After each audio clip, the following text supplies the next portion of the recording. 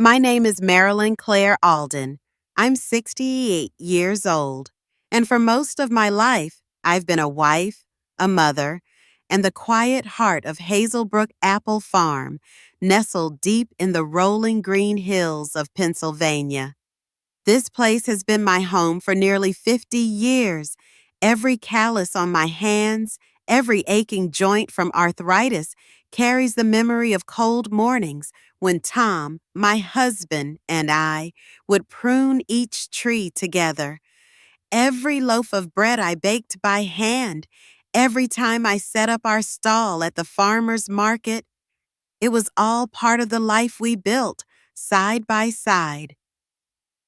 3 weeks ago, I buried Tom, my partner since 1981, the man who helped me build this home, this farm, brick by brick, tree by tree.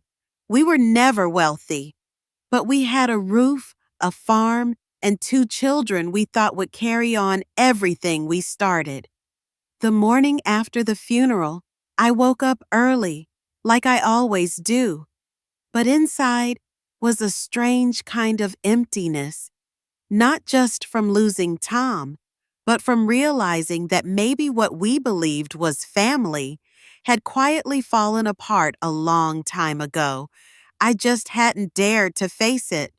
Brad, our eldest, is now a successful man, more comfortable in boardrooms than in orchards. He's barely been back to the farm, except for a few holidays in the past decade. Vanessa, his younger sister, has drifted from one failed beauty project to the next, always returning home with a request for money from her father, and a promise she never kept. I thought the funeral might bring them back to their roots, back to the oak dining table, where Tom used to tell stories about bees gathering nectar, back to their father's hands, rough, dirt-stained, but always creating life from stubborn ground. But no, when they walked into the house, I didn't see the children I once held. I saw 2 adults, scanning the room like they were sizing up a property. They didn't come to mourn. They came to negotiate, to clear out memories, to turn my life and Tom's legacy into a line on a contract. The farm isn't right for you anymore, Mom. You're getting older. Sunnybrook Estates has everything you need. You deserve to rest. Hearing those words, I felt like a tree ripped from its roots, still whole, still standing, but no longer connected to the soil that made it. They forgot who stayed when snow buried the fields, who drove the crates of apples and jars of jam, who sat beside Tom for 14 long months while cancer slowly wore him away. I don't blame them, but I'm no longer blind. I simply asked, "Let me see the will." Brad slid it across the table. It was perfectly printed on corporate letterhead, the signature too clear, too steady, for a man whose hands had been trembling for months. I didn't sign. I didn't yell. I just stood, walked back to my room, and quietly prepared for something they'd never expect. I used to be a devoted mother, a faithful wife, a woman who lived her whole life out of love. But in that moment, I became Marilyn Claire Alden again, the woman who once planted life with her own 2 hands, and now I would protect what I had grown. If you've ever been dismissed simply because you're a woman, if you've ever been left behind by the ones you loved, if you've ever been told you're too old, too weak, or too soft, then hear this: gentleness is not weakness, and silence does not mean you won't rise. When you step out of the shadows, you don't just find the light, you are the light. If you've ever felt overlooked, abandoned, or found your strength through loss, share your story in the comments. We read every word because your voice deserves to be heard. And if you want to walk alongside stories as powerful as Marilyn's, hit subscribe and turn on the bell. Now, let me tell you the rest of my story. The morning after the funeral, with spring fog still clinging to the wooden window frames and the wind trembling softly through the apple branches outside, Marilyn Claire Alden sat alone in the kitchen. The old oak table still bore the scratch where Tom had once pressed a paring knife too hard while peeling apples. For years, this had been the heart of their home, the place where family gathered. But today, the kitchen felt colder than any winter Marilyn had ever endured. She brewed coffee, the simple kind Tom liked. No sugar, no fancy flavors, just coffee. Real coffee, but its quiet aroma couldn't drown out the sounds coming from upstairs. Hurried footsteps, the thud of luggage, the low hum of whispered conversations, like a boardroom in session. Brad, the eldest, appeared first, dressed in a dark blazer, a polished watch gleaming on his wrist. He didn't remove his shoes. He didn't take off his coat. He looked like a man stopping by to close a deal.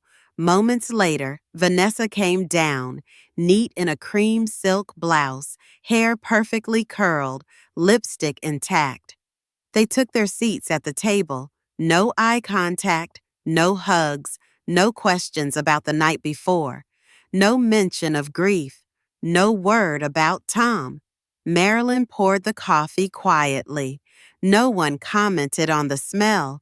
No one remembered how their father used to say that the scent of morning coffee was the alarm clock of happiness. Brad spoke first. "We've talked things over," he said, placing his cup down with the same practiced precision Tom once used when signing the paperwork for their first delivery truck. Vanessa glanced at Marilyn and gave a slight nod. "You know, Mom, things need to be reorganized. The farm, the house, the estate, now that Dad's gone." Marilyn said nothing. She just looked up at the two children she once held in her arms, once took to get vaccinations, once lulled to sleep with clumsy bedtime stories by the fireplace. Brad continued, "The truth is, you can't keep the farm going on your own. It's always been a two-person job. And Mom, you're 68 now. It's time you had rest and care." "Sunnybrook Estates," Vanessa added, her eyes shining like she was pitching a new investment plan. "It's wonderful. Friends your age, daily activities, full-time medical staff. You'll feel so much better there."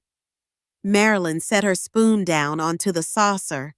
The motion was so slow it was almost silent. The coffee in her hand was still warm, but her throat had gone cold.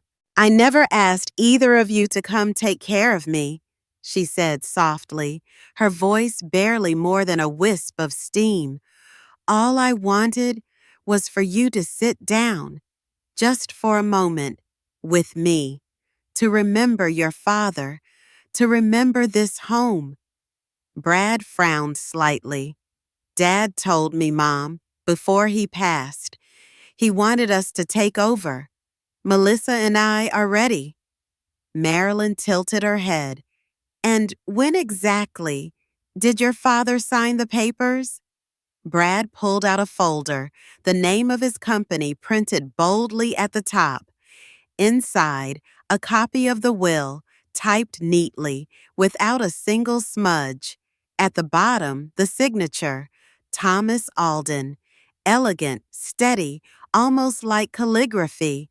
Marilyn glanced over it, then slowly looked up, letting the words fall one by one into the silent room. "Your father couldn't hold a pen in the last 3 months of his life. He needed my help just to sip water. That signature is far too perfect."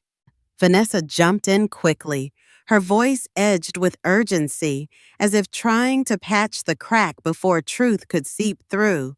He was lucid, Mom, when he signed. I was there. I remember. Marilyn didn't argue. She simply stood up, her hand still wrapped around the handle of her cup. I need some rest, she said calmly. We'll talk tomorrow. That night, she lay in the room that had once been the warmest place in her life, and yet, now, it felt colder than ever. Once the sanctuary of two people in love, it had become the place where a widowed woman, betrayed, now faced the truth that her own children saw her not as a mother, but as a liability to be managed, a piece of property to be signed away. She didn't cry. She hadn't allowed herself that luxury in years. But deep inside, something quietly cracked. The next morning, there was no scent of the old coffee. Instead, the air was filled with something stronger, foreign, imported, dark, bitter. It was the smell of a house that no longer felt like home. When Marilyn came downstairs, Brad and Vanessa were already waiting, coats on, luggage packed, wearing smiles that tried to pass for gentle. We've packed a few essentials for you, Mom, Vanessa said brightly. We're taking you to tour Sunnybrook today. You don't have to make any decisions yet. Marilyn didn't respond. She simply nodded, like a quiet acceptance of what seemed inevitable. A mother, now old, expected to follow the plans laid out by the same children she once cradled in hand-knit blankets. They didn't speak much on the drive. The car rolled past the fields where Tom had once planted the very first apple trees, past the school where Marilyn used to volunteer, past the library where she read to children every Thursday afternoon. No one turned to look back. Then Brad made a turn, down a narrow dirt road, not toward the retirement home. The car pulled up beside a barren patch of land. No buildings, no signs, just weeds and the cold wind. This is your stop, Mom, Brad said. His tone was calm, like announcing a left turn at an intersection. Vanessa turned sharply. Brad, what are you doing? She'll ruin everything, he interrupted. She'll fight it, take it to court. This is safer. She has clothes, medication. There's a gas station 5 miles up. She'll be fine. Then he opened the door, cold, efficient, like closing a deal, like discarding something that no longer held value, and then they drove away. No goodbye, no second glance, just Marilyn, left standing on a dirt road with a small suitcase in her hand and a trust that had been torn apart. But what they didn't know, she wasn't afraid. She wasn't broken. She was free. And inside the handbag resting on her shoulder were documents she'd spent a lifetime preparing, a 20-acre parcel of land holding the only natural water source on the entire orchard, titled in the name Marilyn Claire Alden, omitted from every will, non-transferable, non-negotiable. They had forgotten something. Before she was a mother, a wife, a widow. She was a woman who planted things with her own hands, and this time she would plant again, not to feed anyone else, but to save herself. The little grocery store at the edge of Hazelbrook hadn't changed in decades.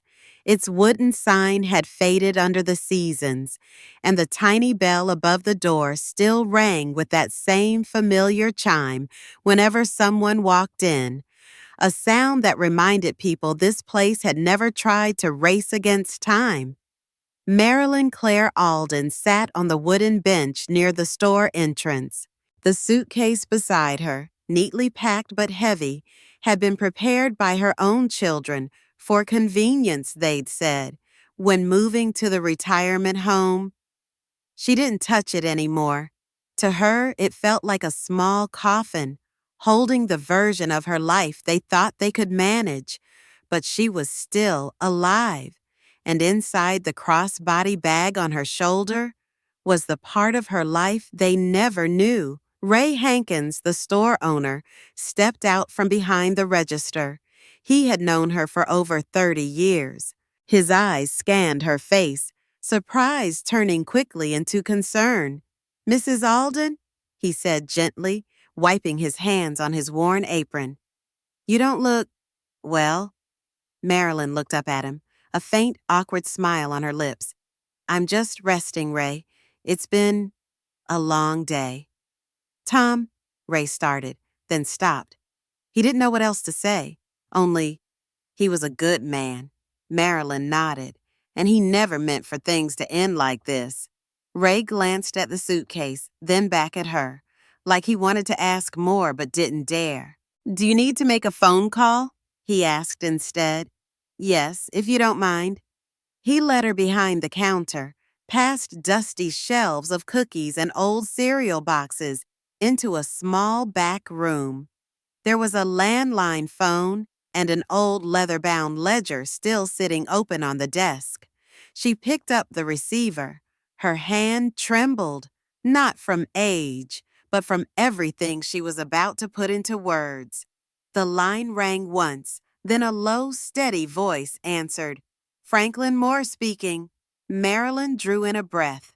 "Frank, it's me, Marilyn Alden." There was a pause on the other end. "Marilyn, I've been trying to reach you. I thought you'd be at the will reading." "What will reading?" She cut in, her voice suddenly stripped of all warmth. A long silence. "Darren presented a will, with Tom's signature, but something doesn't feel right." Marilyn closed her eyes, then opened them again, clear, steady. "I need your help, and I need complete discretion." Frank's voice dropped, serious, firm. "You have both. Meet me in an hour." "The old office. I have something you need to see." 1 hour later, Marilyn sat in the old wood-paneled office on the second floor of a building across from the Hazelbrook Town Library. The room smelled of old paper, weak coffee, and secrets kept for too long. Frank Moore, the man who had represented her family for over 3 decades, stepped through the door. Same collarless sweater, same steady gait of a man who had seen more legal battles than falling autumn leaves. He didn't waste time with pleasantries. He just sat down looking her square in the eye. "Tell me everything." And Marilyn did, every detail, how her children, Brad and Vanessa, walked into the house like executives dividing assets, how they packed her bags, drove her out, and left her on a cold dirt road. She didn't cry. She didn't raise her voice. She didn't blame. But her words, each one, hit the air like knocks on hollow wood. Heavy even, undeniable. Frank didn't interrupt. He just listened and nodded. It wasn't until Marilyn opened her handbag, pulled out the old fireproof box, worn, rough, and battered by time, and placed it on the table that Frank leaned forward, eyes narrowing. She lifted the lid. Inside, a deed, 20 acres, issued in 1979 before she was ever married, and in bold print, the name Marilyn Claire Alden. Frank picked it up with both hands, holding it like it was something sacred. "My God," he whispered, "you still have this?" "Tom used to call it our safety net," Marilyn said. "In case the worst happened," he'd say. "I never thought the worst would come from our own children." Frank studied the document carefully, reading every line. Then he tapped his fingers against the edge of the desk. "This land is the key. It holds the only natural water source on the entire orchard. Without it, any development plan is just fantasy." "And they don't know about it," Marilyn said quietly. "They think I'll just accept whatever they hand me. They've forgotten. I'm not just the woman who peels apples and waits for a pension. Frank exhaled, then stood up with purpose. I'll send a legal notice to the development firm immediately. If they have any sense, they'll pull out the moment they realize what they're buying is a legal nightmare with no end in sight. And the forged will? Marilyn asked. We'll challenge it, Frank replied. That signature, it's too perfect. I had doubts the moment I saw it. Tom couldn't have written like that in his final days. Marilyn nodded and turned to look out the window. Outside, the sky was still clear. People strolled by with bags of produce. Children pedaled bikes down cracked sidewalks. Everything seemed ordinary, but she knew this quiet little town was about to witness a quiet war. I don't need revenge, she said, more to herself than to Frank. I just want the truth and a voice for women like me, women who've been treated like afterthoughts in their own lives. Frank looked at her longer than necessary, then smiled, not with joy but with respect. Marilyn, you're still the strongest woman I've ever known. She didn't respond. She simply closed the box as if closing a chapter of her past. But she knew the most important thing wasn't in the box. It was in her hands now, the choice to stop being silent.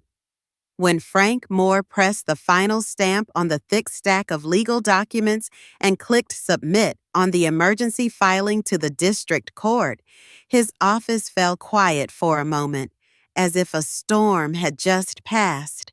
Not a storm of rage, but a storm of all the small things that had been overlooked for too long. A wife dismissed, a hidden plot of land, a signature too perfect to be real. Less than 2 hours later, a hand-delivered legal notice arrived at the office of the real estate development firm.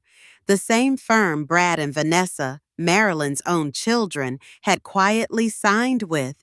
The message was clear and cold. All transactions involving the transfer, sale, or reassignment of Hazelbrook Orchards are officially suspended until legal clarification is made regarding the validity of the documents and land ownership. The attached land map, sharply outlined in red ink, revealed what no one, not even the buyers, had anticipated.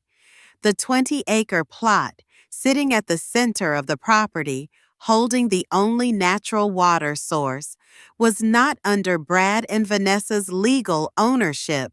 In just a few short hours, what they believed to be a done deal, a post-funeral gift of legacy and profit, had unraveled into a looming legal dispute with one devastating risk: shattering investor trust.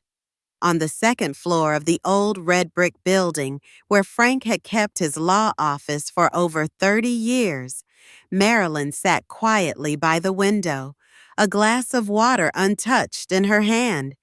Outside, the fading afternoon light cast a silvery haze across wooden rooftops. The town looked still, peaceful to the point of silence. But inside her chest, a storm raged. Frank set the thick folder down on the desk, carefully, as if it might break under the weight of what it carried. The developers received the notice, he said, and they're in a panic. Marilyn didn't turn to look at him. I don't want them to fall apart, she said softly. I just want them to understand they can't build something real out of lies. Frank nodded. I made it very clear. No land rights, no access to water, and the entire project becomes an expensive illusion. And more importantly, Brad and Vanessa had no legal authority to promise what they did.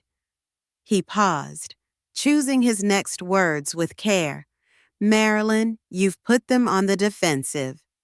That evening, for the first time since she had been abandoned on that empty back road, Marilyn's phone buzzed. A number she didn't recognize, but she knew immediately who it was. Vanessa. The message was short. Mom, please call me. We need to talk. Brad is freaking out. We didn't know about the land. We can fix this, right? Marilyn read it again, and again. Each word felt like it scraped against a tender part of her palm that used to cradle her babies. There was no, I'm sorry, no. Are you okay? Just, we didn't know, and we need to fix it. She turned off the screen, set the phone down, and stared at the ceiling as if the faded wooden beams could offer an answer. The next morning, Frank called. His voice was calm, but Marilyn could hear the tension beneath it, like water just below a frozen surface. Brad called me directly, he said, asked why everything had been frozen, demanded to know who was behind it. I told him, all legal matters now go through my office. If you have anything further to say, put it in writing. Did he say anything else? Marilyn asked. Just one sentence. I didn't think my mother would do this. Marilyn let out a dry, brittle laugh.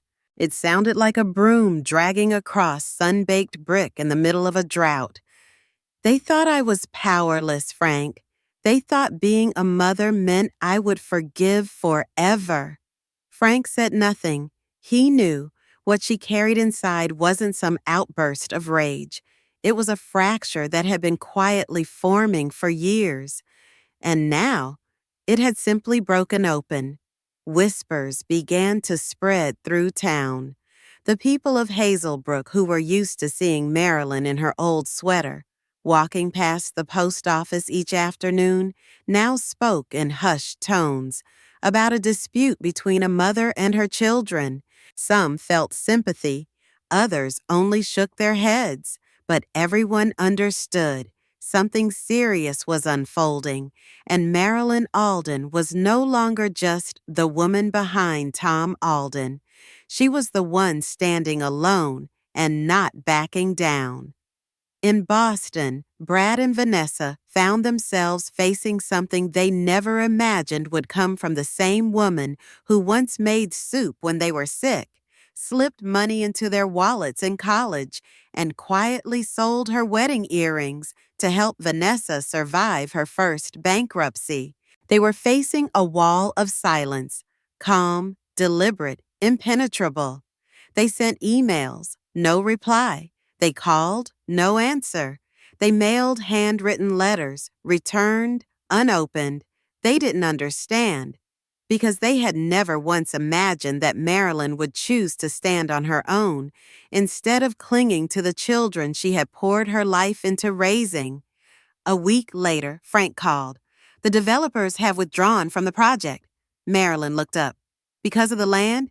Because of everything, Frank said. They don't want to be involved in a lawsuit with unclear ownership. And because I sent them a professional evaluation of the natural water source. They understand now. No amount of money can replace that loss. She nodded slowly. Good. Do you want to pursue legal action? Frank asked. Marilyn shook her head. No, I just want the land protected. As for them, let the law handle it. That night, she walked through the early season apple rows, the branches still tender and young. The moon hung halfway up the sky, its pale light dusting the leaves with silver. She paused, laid her hand against the bark of the oldest tree in the orchard, the one she and Tom had planted during their first year of marriage. They think I'm weak, she whispered, but I've just been waiting for the land to speak for me. The tree didn't answer, only the wind and the silence echoing like a drumbeat through the hollows of the heart. Marilyn Claire Alden never returned to the old house, not because she was afraid, and not because she was running, but because some doors, once shut by the very hands of your own blood, no longer matter whether they open again or not. That house, the one where she once laid on the wooden floor, scrubbing away the winter dust, where she and Tom baked their first loaf of bread in a clay oven they built together, where her son once scribbled on the wall and cried, afraid of being scolded, where her daughter once begged to sleep in her bed whenever the rain hammered the tin roof. It was now just a beautiful shell. Empty, she moved into a small upstairs room above Brody's bakery, right in the heart of Hazelbrook. It had only one window that faced the main street, where every morning smelled of flour, butter, and warm milk. The room was tiny, barely enough for a metal bed frame, a narrow wardrobe, and a writing desk. But not once did she feel cramped. There she could breathe. There no one called her a burden. No one asked her why she hadn't sold everything and chosen to enjoy what's left of her years. She began returning to the things that once gave her heartbeat its steady rhythm: quilting, gardening, and teaching. The Hazelbrook Community Center, once a peeling building with a leaky roof, became a quiet sanctuary for those who found their way to her. Every Wednesday evening, she taught sewing, how to fold fabric, how to read a stitch, how to keep your hands steady even when your eyes begin to blur. Widows came, abandoned wives came, even teenage girls longing to learn something real that didn't require a screen. Sewing isn't just about joining fabric, she told her class one night. It's about piecing yourself back together, one rip, one thread at a time. On weekends, she opened a small workshop on sustainable farming, teaching how to keep soil clean, how to grow fruit without chemicals, how to listen when the earth breathes. Young men who once thought farming was outdated began taking notes. One young woman traveled over 20 miles each week just to learn how to compost naturally. They didn't come because she was famous. They came because she was real. Then, on a quiet March afternoon, Marilyn walked into Frank Moore's law office once more. In her hand was a thick envelope. "Are you sure?" Frank asked gently, as though afraid his voice might shatter something fragile. Marilyn nodded. "I don't need to hold it anymore. I just need it to be used right." Inside the envelope was a full legal transfer. She was granting permanent access to Hazelbrook's precious underground water source, to the Hazelbrook Local Agricultural Cooperative, not to sell, not to lease, but to protect. Just as Tom once did. Frank sat in silence for a long moment. "You know," he said slowly, "you're giving up something most people would sell and never have to work again for the rest of their lives." Marilyn looked him straight in the eye. "I don't need to live comfortably," Marilyn said. "I just need to live peacefully." The cooperative received the sign-in authorization the very next day. They held a small gathering out in the fields, beneath the broadest apple tree on the orchard. Some cried, some embraced her, even though they'd only met her during a few conversations about compost and soil. "You didn't keep anything for yourself?" a young agriculture student asked, still visibly moved.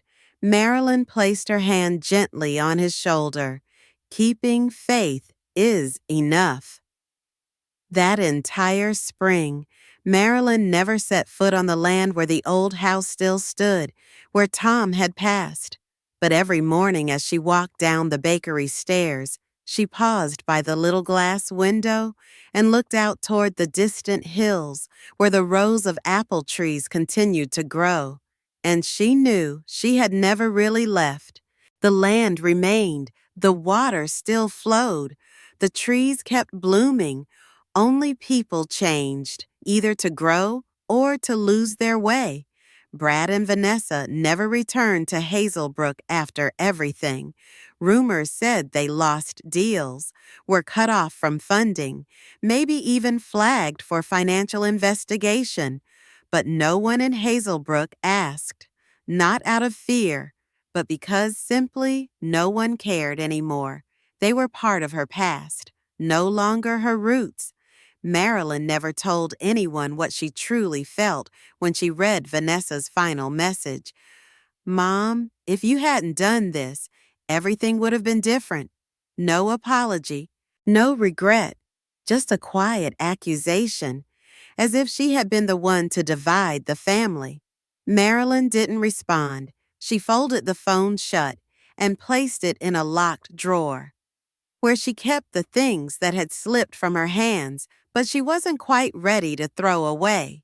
She went on living, alone, not needing to be praised, not needing anyone to be sorry, just needing mornings with sunlight, flour dusting the bakery floor, and the soft click of sewing needles as women mended the fabric of lives once thought beyond repair. And in that quiet, she smiled, because sometimes you don't need the whole world to recognize you. You just need to know you didn't stay silent. There were no headlines praising the comeback of an older woman who nearly lost her family farm, no interviews celebrating her resolve, her resistance to a world that values everything in dollars. No one called her inspiring, and that was okay. She never needed them to, because when you've lived a life in silence, you don't need applause. You just need to keep walking without being pushed down. Bradley and Vanessa lost their reputations. The financial conferences where Brad was once a keynote speaker began inviting others. Former investors stopped returning calls. Vanessa, who had once lived off the vague glow of wellness startups, no longer received invitations to introduce her latest product. The estate dispute went to civil court. There was no media frenzy because Marilyn had asked for privacy, but the lawyers knew. The developers knew. The industry whispered. No one wanted to do business with people who signed contracts on land they didn't own. No one wanted to be involved in a scandal centered around deceiving their own mother. No one said it outright. But in their eyes, Brad and Vanessa were no longer trustworthy, and Marilyn knew. That was the part that hurt most. Not the lost contracts, but the lost trust. She didn't gloat. Truthfully, that feeling, triumph, was never what she sought. At best, there was a hollow quiet inside her, like returning to an old kitchen and realizing the salt jar you've reached for every day is no longer there. When she was younger, Marilyn once believed that if she just loved hard enough, waited long enough, everything would eventually heal on its own. Brad, when he was small, used to ask her each night, "Mom, do your hands get tired? You work every day." And she'd laugh, stroke his hair and say, "My hands get tired, but my heart is strong." That line now cut like a blade, slow and quiet, because the very hands she once carried, the hands she once held across streets, fed during fevers, those hands had pushed her off the road, without looking back, not out of hate, but out of calculation. Vanessa had sent one more email, longer, more emotional. "I don't know how things went this far. I just thought you'd understand. Everything we did was to keep you safe, to take care of you. I didn't know you still had those papers. If I had known, I wouldn't have signed the contract. It's my fault, but I didn't mean to hurt you." Didn't mean to? Marilyn folded the email like wrapping an old piece of brown paper, placed it in the drawer beside a few of Tom's letters and Christmas cards from the years her children still remembered holidays. She didn't reply, not out of spite, but because she had nothing left to say to people who once treated a mother's heart as an investment, with an expiration date. There were moments when Marilyn Claire Alden would sit quietly on the little wooden chair on her balcony, a cup of tea long gone cold in her hands, her eyes drifting toward the gravel path beyond the edge of town.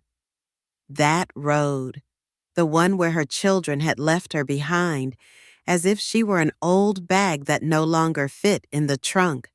She no longer remembered which way the wind blew that day, whether the sky had been sunny, or even whether the shoes she wore had worn down soles. Those details, with time, had faded. But she remembered one thing: the feel of her feet on solid ground, and that in a moment where everything could have collapsed, she didn't. She didn't fall. She didn't cry. She didn't call after them. She simply stood for a very, very long time. And then she walked.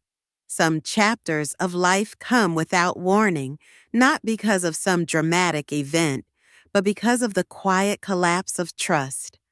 Like walking across a bridge you thought was strong, only to hear the faint splinter of wood beneath your feet, only when you're standing there alone. The day Brad and Vanessa left her by the side of the road, they didn't scream. They didn't insult her. They simply closed the car door and drove away as if it had all been pre-planned. And it was in that silence that Marilyn understood something deeper than any accusation. They had never truly seen her as a person. She was background, support, the one who cooked, who signed the papers, handed over the keys, paid off their debts, someone who lived within the bounds of what was expected, convenient, appropriate, until she was no longer convenient. They believed that someone like her, older, gentle, without degrees, without a platform, would go along with anything, that she would quietly slide into the back seat, move into assisted living, sign wherever they asked. They thought that because she loved them, she would endure. But on that empty road, Marilyn realized love is not meant to be blind, and motherhood doesn't mean surrendering everything she ever built. For years, she had taught Brad how to tell the difference between weeds and apple saplings, taught Vanessa how to knit scarves from the first balls of yarn. She once believed that those small acts would weave together into a kind of kindness, a rope strong enough to bind them to what they once called family. But the truth is, if someone wants to untie the knot, they will. And they did, neatly, quietly. Marilyn no longer felt angry, because anger is for those who still expect something from the ones who hurt them. And she had stopped expecting. One day, in a gardening class for teens, a young girl asked her, "Miss Marilyn, how do you know when you're strong enough to forgive?" Marilyn was quiet for a moment. She looked down at her hands, calloused, veined, aged. Then she answered, "Sometimes forgiveness doesn't come from believing they deserve it. It comes from knowing they no longer have the power to hurt you." The girl nodded, not knowing that Marilyn had answered her own question too. She used to think that maybe someday Brad or Vanessa would come back, stand in front of her, apologize, truly. But time passed, and the letters, when they came, were still wrapped in excuses, in unfinished thoughts like, "If only you understood where we were coming from." There were no apologies for leaving, only regret over the consequences, and that was why she remained silent. No replies, no judgments, just a quiet clarity. Forgiveness doesn't mean forgetting. And dignity is not something to be bargained with. One crisp autumn evening, Marilyn walked past Hazelbrook Orchard.